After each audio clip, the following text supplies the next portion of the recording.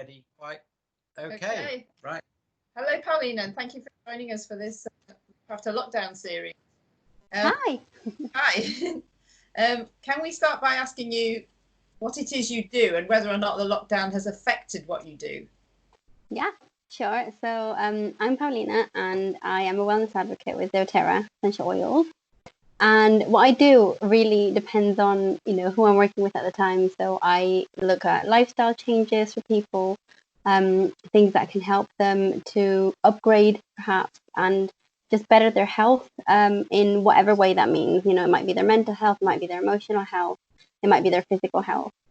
How this lockdown has affected, gosh, it has had so many ups and downs. And I think the most kind of marked, obvious one would be the fact that we haven't been able to meet in person. So that has really made me change my mindset and pivot in the way that I actually work with people. Okay. So yeah, not being able to physically be together, that's like the main change. What has that change meant for you then? What have you actually done as a result? What's different? Okay. So what we've done is, as obviously myself and my team as well, is we've really tried to pull together a community feel. So like an online or a virtual community feel. We have been immensely grateful for the tools that we've got, the internet, Wi-Fi, kind of, Zoom, Skype, everything that we've been able to utilize. And we have just connected in a very different way. So we maybe send out, little parcels, like, little kind of like wellness kits in a little sample version, and just trying to keep that relationship going and really be in touch with the people that need our support and our service. Yeah. Okay. So is there anything of this time that you like so much that you'll carry on with even when things are lifted? Absolutely. I think definitely like the virtual full moon ceremonies, for example. So we had a workshop that obviously was cancelled. That was going to be for the full moon in June earlier this month. And we just went virtual and it was fantastic. I mean, just the fact that people perhaps feel a little bit more comfortable and more free in their own homes to kind of participate and to really open up. And, we can share recipes. So we shared a cacao recipe beforehand to be able to, for everyone to participate. There's so many things that I would take forward, to be fair. Slowing down for sure. So like slowing the pace, slowing our mind and really being able to reflect on what it is to be a human being instead of a human doing. Yeah. So I definitely noticed, obviously, sometimes, in my home, we've got 3 boys. So we're very much in a doing kind of mode a lot of the time. And this has given us a massive opportunity to just be and to kind of reflect and be in a different way, be in the garden and, sort that out. That hasn't been giving all sorts of attention. But also with our customers and our community, how can we be more present for you? How can we actually have those, the kind of deeper conversations? And I think that's been a really, really just a gift for us.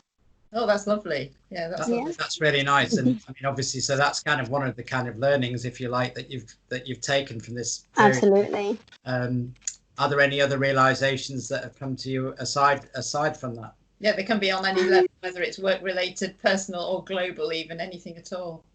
I guess, I mean, the main realization is that we all need to take ownership, right? We can't blame our health on other people. We can't rely on others for our own health. And I think that is such a paramount thing. Like it can kind of overwhelm you if you're not careful, because you kind of go into like, kind of like big picture mode. But when you really drill down to the fact that there are so many things that you can do, like even if it's starting with 1 more glass of water a day, we obviously with the shops kind of, having different operating systems now. When you go physically, we sourced a local organic fruit and veg supplier. That isn't one of the main brands that we both know and love. But they were more local and actually, support local and then keep that supply chain going. And, between myself and a few other nearby households, we would share, make it up obviously for the bulk order. and try and get it as affordable as possible, but as nourishing as possible as well. So we already use a Whole Foods kind of, wholesale retailer, and we do that every 2 or 3 months. And that was mainly for like our dry or chilled goods. And this had made us really kind of go in for the bulk organic fruit and veg buy. And it's been fantastic. Like my boys have been, helping to slice leeks and freeze them and, mushrooms. And, then when we actually go in and create something, so like they help me in the kitchen, they're like, oh, yes, they get excited about leek and potato soup. Oh, But really? they know, yeah. So, they're like, oh, yeah, we can do this. And, because they've already helped to slice it and put it in the freezer, then obviously it becomes kind of like not just a meal, it's actually like a nourishing activity because they've been there from the start. Like, obviously, maybe not in the growing and harvesting, that'll come later with the greenhouse. Right. But really just kind of get them involved. And I think that's been a really massive, just a blessing to be able to kind of involve them as well. But definitely, when it comes to our health, just take action, take accountability, and don't get overwhelmed because it's very easy to do. There's so many things out there telling you do this or do that or take this supplement or, whatever trend of the year. And actually, we're all individual and we really need to just listen to our bodies and maybe get a bit of some rest, a little bit of extra rest and really just slow down and tune in. See, what is it that our bodies are calling for? And I think that's really important. But meals have been just a massive, massive thing for us because we haven't had that many family meals all sat down at the table, like since the boys were babies, since maybe I was on maternity leave or something like that. So it has been a really big thing. Yeah. It's kind of interesting. Yeah, it's really interesting to hear that because we're often hearing of making lifestyle changes to cure illness or disease. And obviously there always seems to be kind of like it tends to be pushed to one side because we've got other priorities. Yeah, but no time. In this situation, I guess a lot of people have actually had the opportunity and been forced to make changes. And if some of those can be lasting, then that's absolutely fantastic. And it sounds like from what you're saying that that you've really actually enjoyed making those changes. It sounds like they'll probably stick as well. And I think do you feel that your family's diet has improved or changed in any way as a result of this? It sounds as if it must have. I mean, we went all in and got a 10-kilo bag of porridge oats, gluten-free, organic. And it was like the biggest bag we'd all ever seen because I usually buy it in like maybe 1 kilo or 2 kilo. And that kind of, it created something in our house that was never to be heard of before. And that was my husband had porridge for breakfast. And like, you have no idea how big this thing is because like, throughout the whole, the last kind of 5 years that we've been, on a better path of upgrading perhaps like our lifestyle, we're by no means perfect. But like making like little baby steps, it's always mainly been like myself and the boys. Obviously the boys have no choice, but like they eat salad and they eat leaves and lettuce and they eat all sorts. Because I don't force it. We just kind of like offer it on the table and I say, maybe try one, see how you go. Like it's fantastic for your body. And we have our, like our superhero from the foods. Like, I don't know if you know about the little chart that Rochelle made. So we've got them in our kitchen, so they know about, what it is important in having variety in our diet. And basically, my husband has been kind of on the back burner, just kind of plodding along and joining in some meals and not so much, obviously for his shifts and stuff. And all of a sudden, again, we're all in the house, and obviously I've still got the food that we normally eat and that I offer the boys. And then one day he makes his own porridge. So we were like, oh my goodness, what is going on here? And it's actually, he's gone back to work and he's still having porridge for breakfast. So I guess he likes it then. Yeah, no, it's been such a, I guess, a transition. And what I would say to people, kind of trying to go all in is try and pivot.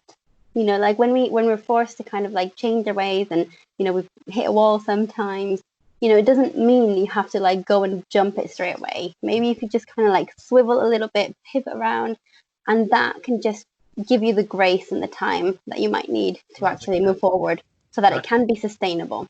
Gradual changes, yeah, because I think that so many people fail when they try and make big changes because they realize they can't sustain it, and then they feel guilty if they can't continue, and that kind of feeds them to returning to that, instant pleasure, wanting instant pleasure. Absolutely. And you try and go all in, don't you? And like, it's only natural, that's okay, but then it's not going to be sustainable. And I think that's the key thing for us, or it has been so far.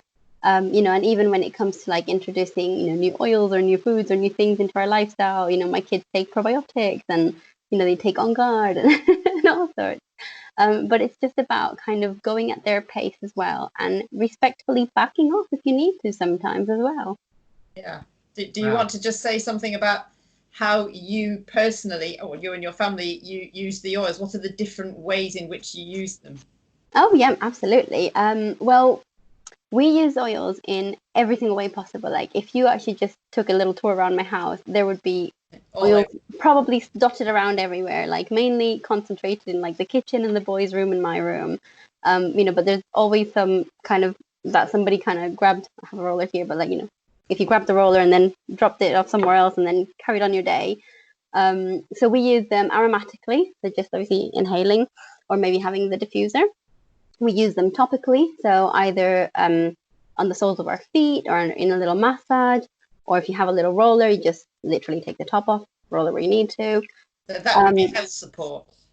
Yeah, so absolutely. So we use them to boost our immune system. We use some essential oil blends to help basically our cellular health, so bottom baseline, basically, from like start all the way up. And we also take, probiotics and basically use them internally if we choose to do so. So my youngest is starting back school because he's in the years that I can go back, and he took a little mini On Guard beadlet and swallowed it whole this morning before going in. Yeah. And that to me is, obviously the protective blend, and it helps his immune system be strong because they can't take anything else in apart from a water bottle. So I would have sent him in with like, full blown kind of hand sanitizer and something else, but you can't. So that gives me peace of mind as well. And the fact that he's actually asked for things, and he knows that he now knows his body. He knows where, most of his body parts are. And, if he has a tummy ache, he can tell you if it's this way or, a bit lower down, so you can figure it out. And that really empowers my children. And that's what I love to share, the empowerment of making that choice and feeling into your body and really being able to support yourself with something that is natural and efficient and works. Wow. So yeah. Have you found that you've used any differently because of the pandemic? Has anything been used more often? Have you changed anything because of it, or has that just kind of continued because you're already in that mode? I guess, yeah. I mean, there have been. It's really funny because before we actually went into lockdown, like, officially by government, I was already diffusing a few oils that kind of felt right to me at the time. And I guess when you've been, in it and learning about, the wonders of nature and plant power and herbs, you kind of, choose with your nose, but also instinctively. And I was diffusing, for example, thyme and lemon eucalyptus or oregano, and they're all like really powerful, obviously, like, healing oils. And so we've used them a little bit more. We've also used this one, which is the reason why it was so close to my death, which is adaptive. So this is basically just a calming blend, and we've used it diffusing, so like the actual oil, and we've also used it, like my 9-year-old is, that's his main anchor oil at the moment. And I guess we've all kind of clung on to our favorite blends a little bit more. Oh yes, a bit of safety, security. Yeah, I guess it's kind of like the build-up. A lot of people ask me like, oh, how do you do it? Your kids never get ill over, the cold and flu season. And it's like, it's not just one thing that you kind of click on and do just about in October. It's like you're building it up slowly but surely, like throughout the whole year perhaps. But you're keeping kind of, your gut microbiome healthy, and you're keeping, everything kind of as best as you can. Not perfect, give yourself a little bit of grace. But also when it comes to emotional health, we've definitely leaned a lot on the essential oils, because that's our anchor and that's how we feel steady and grounded and safe. Yeah, so that's really great, because I think it's been quite a tough period, and no matter how optimistic and positive that you are as a person, there's times when I think all of us have kind of had doubts over the last 3 months, and worries for our family, our loved ones, and as well as for ourselves. So to actually have those resources to hand to actually give you that additional support sounds fantastic. Yeah, and to empower the children. Yes. Oh, absolutely. I mean, we've had our highs and lows, and there's been, door slamming and arguments. And thankfully, we've got a really good garden, that we can kind of actually physically put some space between us. But it's again about trying to give each other time and space, trying to not be in each other's faces so much, but also, knowing that that's part of this whole roller coaster, isn't it? We're allowed to have really bad days, and we're allowed to have emotionally unstable days, but actually how you come back and what tools you use to kind of like bring everybody back in, whether that's, personal connection or having a family circle or using your oils, all of that. If you start from early on, and, absolutely for adults for sure, that can really give you a lot to work with. And it's really beautiful, like to actually see when anybody, not just child but adult, actually goes and reaches out for something that they know will give them that safety, that comfort, and will help them come back to a better kind of emotional and nervous system state. Yes. You mentioned, so one of the essential oils that you mentioned you use is On Guard, isn't it?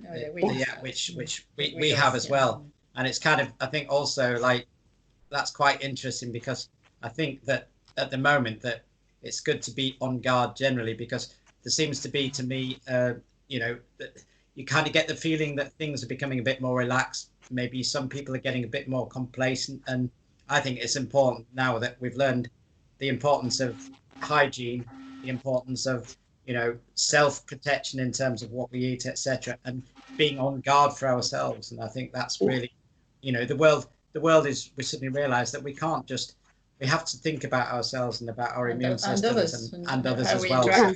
So that's really important. Is there Absolutely. anything? Sorry, I was just wondering if there's any hopes you have, kind of in terms of the big picture, the global picture. Is there anything you hope that this will impact on and change? Is there anything you're hoping for? Yeah, I do hope that this kind of moment of awakening can kind of transcend and maybe not stay the same. We all have to be in constant change, and that's all right. But really kind of taking ownership and realizing that, that we have to rely on ourselves first, that we have to look after ourselves and each other, our immediate family, and really then, make sure that we look out, after our vulnerable, and really just kind of having that community feel and that participation. I think that is one of the most important things. I've heard from a lot of friends and family, it's the first time that we've actually reconnected with, so and so who lives so far away, which obviously distance wise they knew they were far away, but they had never thought to kind of have a virtual call or a virtual gathering. And I think sometimes that's what we really need. So I guess accountability and ownership, just like having that realization and carrying that forward, and just making sure that we actually just go back to love, choose your community, support local, and do your best. Our best is always good enough. And I think that's really important, not just for, adults and children, but just in general. So, yeah. That's a great summary. Super, yeah, I love that. A lovely way to finish off. But before we do, can you just remind us of your contact details? If anybody wants to get in touch with you, what's the best way of getting in contact with you? How would they find you? Yeah, okay, so you would find me on the social tag, which is at Earth Mama, and that's MAMMA, Mama, Essential Oil. This is Instagram and Facebook. I'm on Instagram and Facebook, and you can just find me. Okay, perfect. Yeah. Okay. And just so that people, because I haven't mentioned this yet, you're based in the Nottingham area generally, aren't you? Just in case anybody. Yeah. So I'm kind of Nottingham borderline with Leicestershire, so we're kind of like one of those rogue postcodes. But yeah, we basically, I work with people all over the world, literally. So it's we're unlimited by that, thankfully. Yeah. And it's really nice to be able to kind of support the wider community. Actually, one thing I didn't ask as well, of course, is because you're Mexican. I mean, during this period, have you managed to connect with a lot of your Mexican friends and family members as well? Absolutely. I think the time difference has played a very big positive for us, because obviously usually it'd be kind of like, during working hours, and their working hours. So I think that has really helped. But also just, again, reaching out to your family and having a little bit more kind of downtime. I've been, speaking to my grandma, who's 98, trying to build up our family tree, taking time to do things that perhaps you would have put on the back burner. And actually, they should be priority a lot of the times. Wow. So you really have kind of like managed to find some kind of joy and happiness throughout this frantic period as well. So yeah, and we've all had our, our low moments, and I've cried, and my kids have cried and everything. But it's kind of, again, how you come back to that, right? So setting the kind of tools, or setting the precedent, or the norm, so that actually we can just come back and reconnect. So that's always important. That's marvelous. That was wonderful. So we're just going to finish the interview now. You can hang on, and we'll just kind of have a finishing off chat offline. Yeah. But just bear with me. Thank you. That was lovely. Oh no, thank you. Thank you very much. Thank you.